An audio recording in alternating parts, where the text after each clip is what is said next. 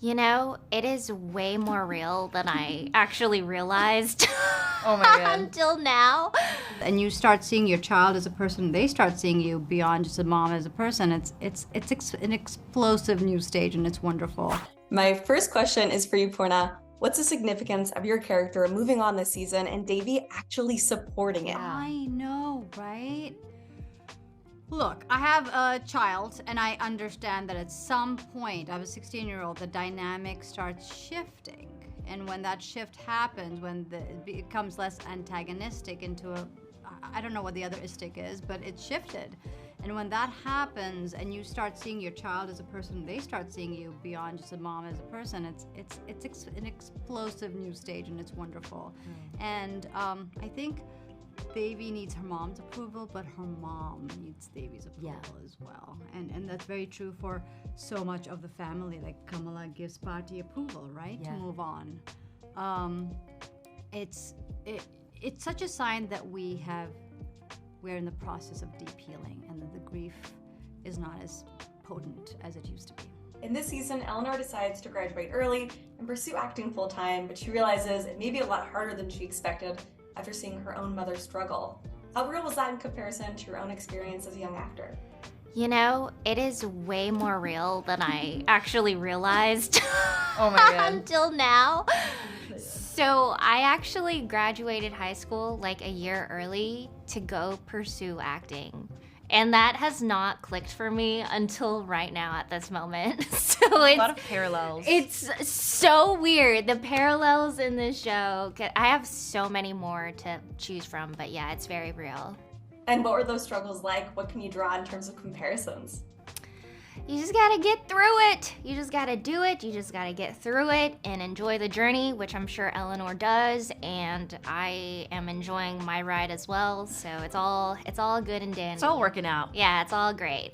I actually think what it is, she's presented this opportunity that is an opportunity of a lifetime, and it's something that could be so great for her career, but it means there's a cost. It means she has to leave this little family unit behind after already leaving her family and everything she knows in India, and once again having to make another move, but this time she'll have no family where she's going, and it's really terrifying for her, and what it means is really putting herself first, which is something she's been struggling with her whole life, and obviously since season 1. And I think that her way of coping with that dilemma is distracting herself with this whole situation with Nirmala and her boyfriend, fiance. And I think it's hilarious because, we're just coming out of season 3 where it was the opposite, where Kamala was desperately trying to get her grandmother's approval, and now the tables have turned.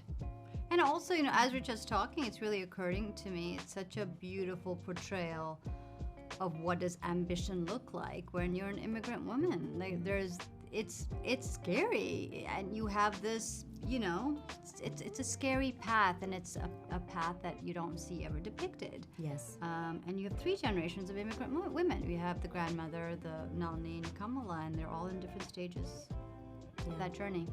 What zodiac do you think your characters would be? Honestly, I think she's like I feel like she's a Leo. Or a Taurus. Really? You think so? Because it's Fabiola Taurus. Oh, all right.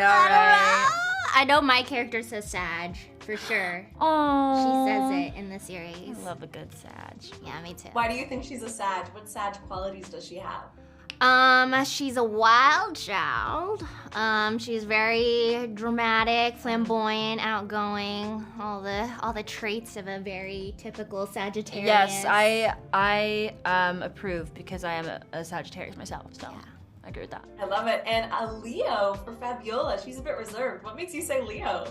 She's just, okay, why I say Leo, because I think of Ramona, and I feel like Ramona's similar to my character, and she's a Leo, and she's a good friend, so that's why I say a Leo for Fab. Oh, that's a good question. I think Nalini is a Capricorn. Why?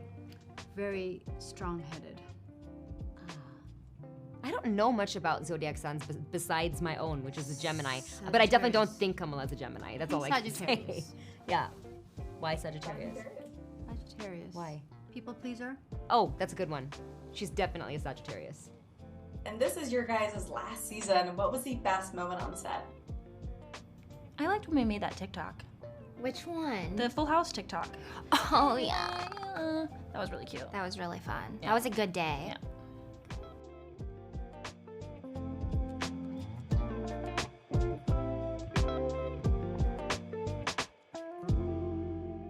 Thanks for watching. If you enjoyed this video, please like and subscribe to our Narcity channel to see more great content.